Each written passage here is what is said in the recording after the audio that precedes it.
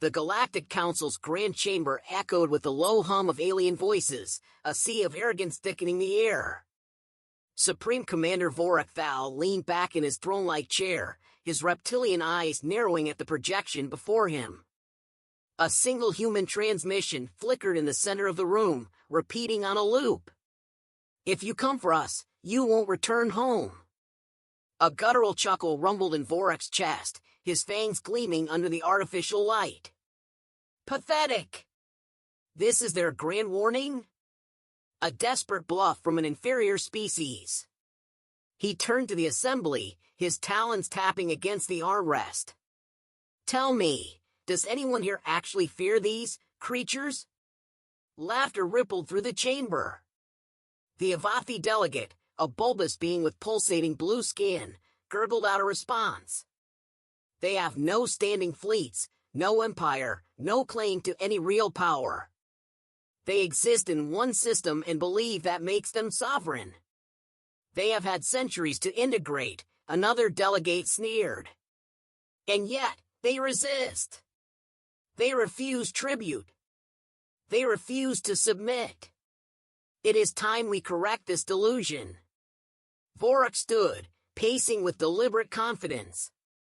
"They were given a seat at our table. They declined. They were given warnings. They ignored them. Now, they send us this." He gestured at the transmission, shaking his head. "I grow tired of their insolence."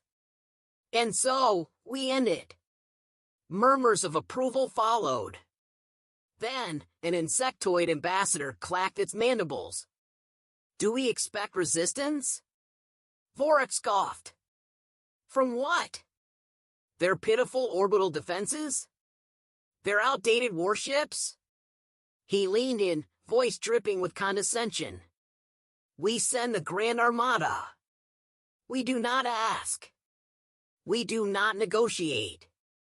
We descend upon their world, and by the cycle's end, Earth will be ours." Unanimous agreement followed, and within the hour, the order was given. 15,000 warships, the pride of the Galactic Council, would converge upon Sol. It would not be a war. It would be a slaughter. The Erebus loomed in the darkness of space, a beast hidden among the void. On its bridge, Commander Dorian Graves watched the enemy's fleet approach, his expression unreadable. The room was silent except for the rhythmic beeping of incoming data streams. "They took the bait," Lieutenant Casper muttered. "Exactly as expected." Graves exhaled, slow and steady. "They never had a choice." He turned to his officers, steel in his voice. "Activate Project Nemesis." The order rippled across the bridge, a chain reaction set into motion. Keyboards clicked, sequences initialized, unseen machinery roared to life in the depths of space. "Final confirmation, sir," Casper said. "Once we engage, there's no undoing it." Graves met his gaze. They were warned. No further words were needed. A single keystroke, and the universe itself shuddered. Aboard the lead Threxian warship, Vorak Thal stood in the command deck, arms folded as he peered at Earth through the reinforced viewport. The blue planet hung in the abyss, defiant in its stillness. He relished the moment. Victory, so assured, tasted sweet before the battle even began. "Bring forward the bombardment fleet," he ordered. The navigator nodded. "Moving into position now, Supreme Commander." Then, silence. Absolute, suffocating silence. No confirmations. No acknowledgements. No movement. Vorak frowned, turning. "Report." A comms officer swallowed hard. "Sir, we've lost contact with the Vanguard ships." "Lost?" Vorak hissed. "Define lost." The officer's skin paled. They're gone, sir. No signals. No wreckage. They just vanished. Vorak's claws dug into the armrest of his chair. That's impossible. The hollow display flickered erratically, entire battalion formations blinking out in real time. Sir! Another officer shouted, panic creeping into his voice. It's not just the vanguard. It's spreading. Entire fleets. More dots disappeared. 10 ships. 100. 1,000. Vorak's blood ran cold. Retreat, he snapped. Now! The words had barely left his mouth before the ship jolted violently. The lights dimmed. A deep, bone-rattling vibration shook the hull. Then, a single transmission cut through the chaos. We warned you. Vorak's vision blurred with rage, with terror. What have you done? He bellowed into the void. No answer. Only silence. And then, in a blink, everything was gone. The silence was unbearable. Vorak Val's claws dug into the command console as his officers frantically scanned for answers. The Grand Armada, 15,000 warships strong, was gone. No debris, no explosions. Nothing remained. It was as if space itself had swallowed them whole. Run a full scan, Vorak growled, his throat tightening. Find them. The bridge crew worked in a frenzy, screens flickering with incomprehensible readings. One by one, their faces twisted in disbelief. Supreme Commander, an officer hesitated. They're not there. He swallowed hard. Never were. Vorak's twin hearts pounded in his chest. That's impossible. We saw them enter soul space. We had them in formation. Another officer spoke, voice trembling. Sir, we're detecting an anomaly. The command display shifted, and Vorak's eyes narrowed. A massive distortion in space-time rippled through the system like a scar, pulsing with unnatural energy. The readings were unlike anything they had ever encountered. The officer hesitated before whispering, Sir, whatever this is, it's beyond our technology. It defies every known law of physics. A deep, unsettling chill slithered through Vorak's spine. For the first time in his decorated career, he felt something alien to him, fear. Before he could speak, the ship's comms crackled, a faint transmission cutting through the static. This is Captain Varric of the Black Fawn, requesting immediate assistance. A sharp burst of static cut him off, followed by rapid breathing. We were in formation, then nothing. They were just gone.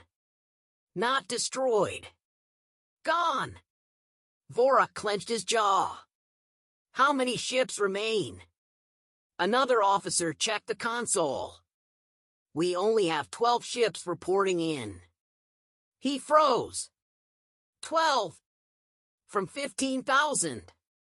It wasn't a battle. It wasn't an attack. It was extermination. The transmission resumed, Varric's voice now frantic. We need to leave. Whatever this is, it's not natural. It's... A deep hum reverberated through the bridge. Vorak looked up, eyes darting toward the viewport. Space itself had begun to twist. A great blackness unfurled before them, not a void, not an absence of light, but something more. Something consuming. The stars flickered and warped, the fabric of reality bending like ripples in water. Varric's ship, once visible in the distance, was now stretching, distorting, breaking.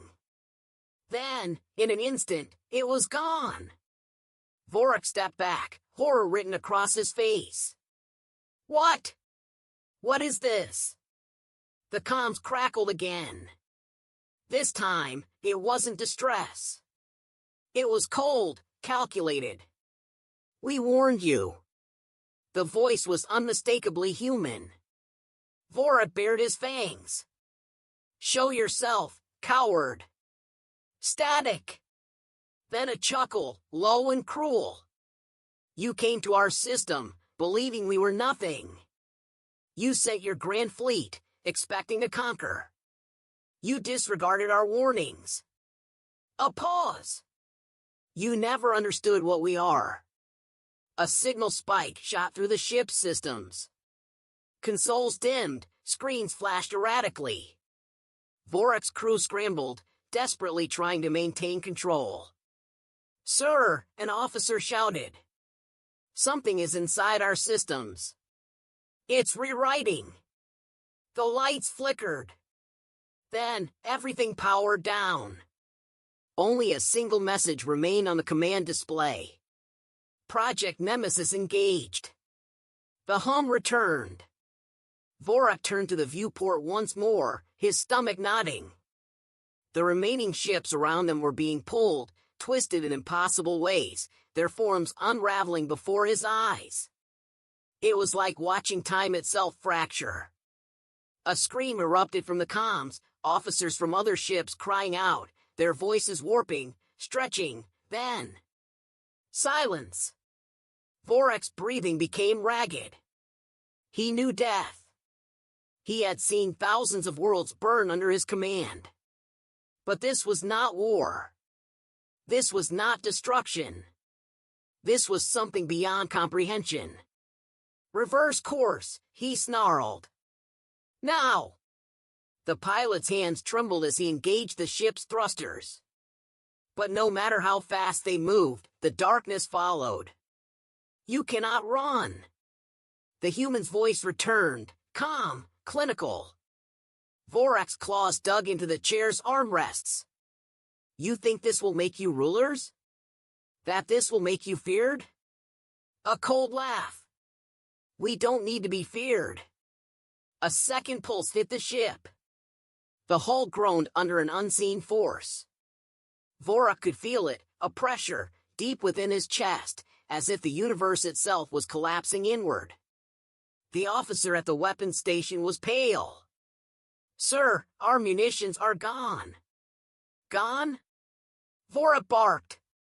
The officer nodded numbly. Not malfunctioning. Not disabled. Gone. More reports flooded in. Every system, navigation, life support, shields, was disintegrating. Not shutting down. Ceasing to exist. Vorak's vision blurred. His mind screamed for an answer, but none existed. A final message flickered onto the display. It is done! Then, the bridge itself began to fade. Vorak felt it, his body unraveling, atoms splitting, dissolving into nothingness. His last thoughts were not of conquest, nor of defiance, but of the single, irrefutable truth he had ignored. Humanity was never weak. Humanity was never prey.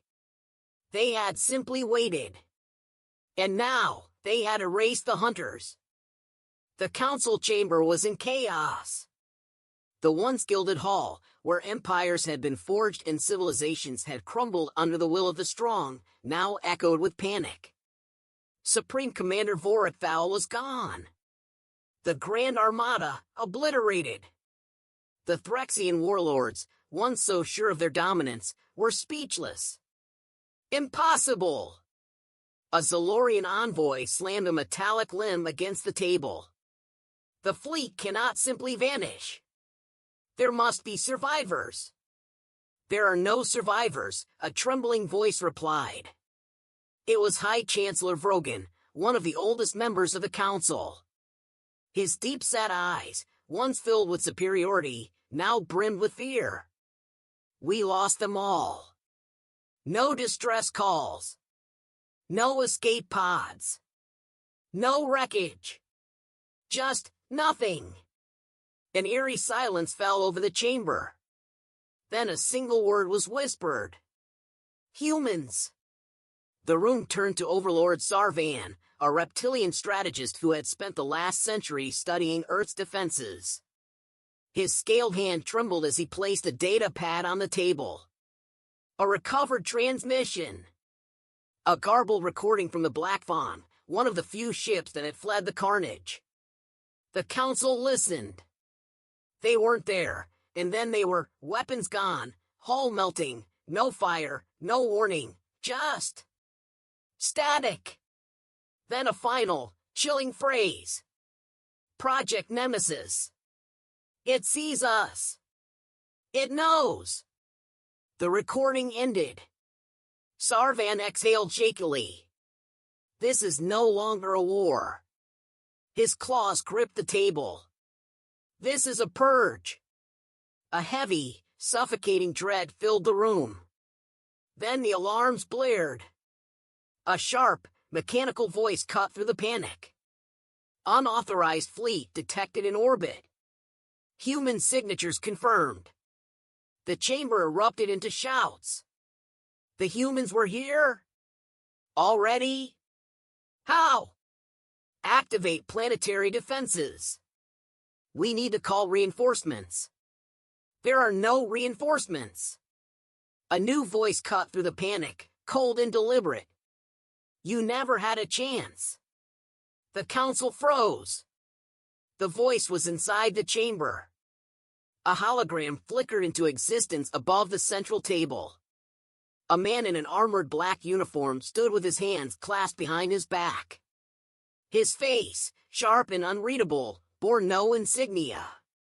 His eyes, cold as the void, scanned the panicked council.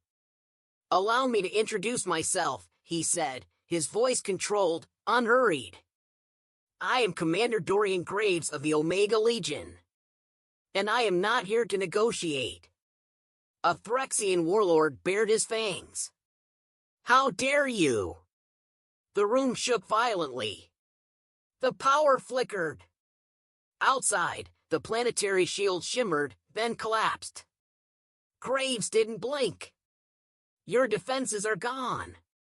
Your fleets are gone. You're exposed. He took a slow step forward, even through the projection, the weight of his presence suffocating. You believe humanity to be weak. A species too insignificant to challenge your rule. We allowed you to believe that. His gaze sharpened. You mistook our silence for submission. Vrogan's voice was hoarse. What do you want? Graves tilted his head slightly, as if amused by the question. Want? He let the word linger. We don't want anything. This isn't a diplomatic meeting. It's an execution. The room exploded into chaos. You can't wipe out an empire. There are laws, accords. You'd be no better than the ones you claim to hate. Graves remained unmoved. You misunderstand. This isn't revenge. It's correction. His voice lowered. The moment you sent your fleet to Earth, your fate was sealed. You chose extermination. We're simply obliging. Sarvan's scales flared with desperation. Then let us surrender.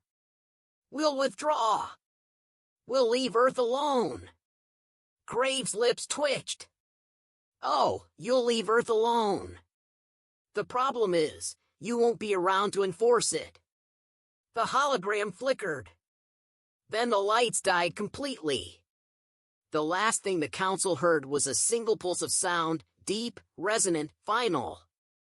Then, one by one, they began to disappear. The war was over before it even began. Karzal Prime, the impenetrable heart of the Galactic Council, was under siege. No alarms. No desperate calls for reinforcements. No emergency countermeasures. Just the cold, calculated execution of inevitability. The sky, once filled with the brilliant colors of the Empire's most advanced warships, now reflected only silent annihilation. Dorian Graves stood aboard the Erebus, watching the final moments unfold. His voice was calm as he spoke to his officers. Confirm planetary status. Lieutenant Casper scanned the readout, his expression unreadable. Shields collapsed. Defense systems disabled. Fleet remnants eliminated. A pause. Sir, planetary distress signals are transmitting across every known frequency. They're surrendering. A long silence. Then, Graves exhaled. Irrelevant. He turned to the Central Command display. Below, on the surface of Karzul Prime, the remnants of the once-feared Galactic Council had gathered in their last fortress.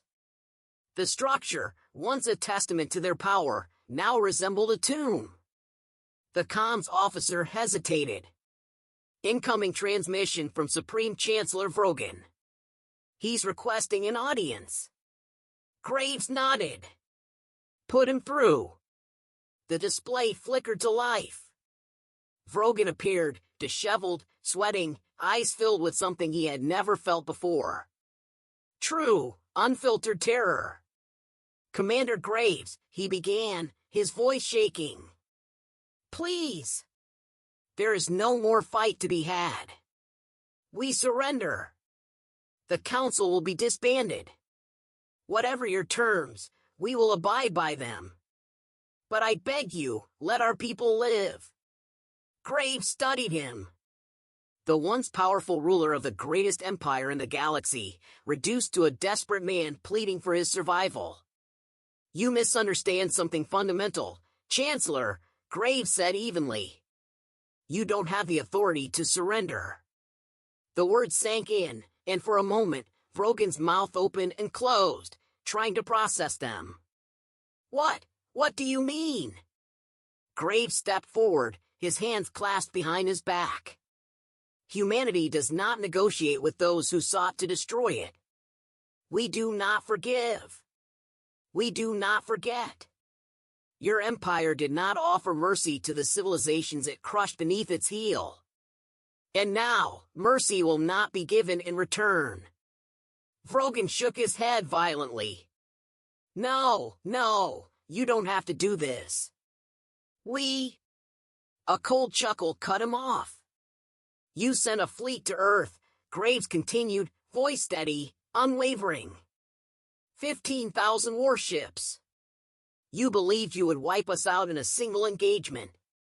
Instead, you were erased. He tilted his head slightly. Tell me, Chancellor, how does it feel to watch your own extinction? Vrogan's breath hitched. Please. There are billions of innocent lives on this planet. Families. Children. They did not wage this war. Graves' eyes darkened. Neither did ours.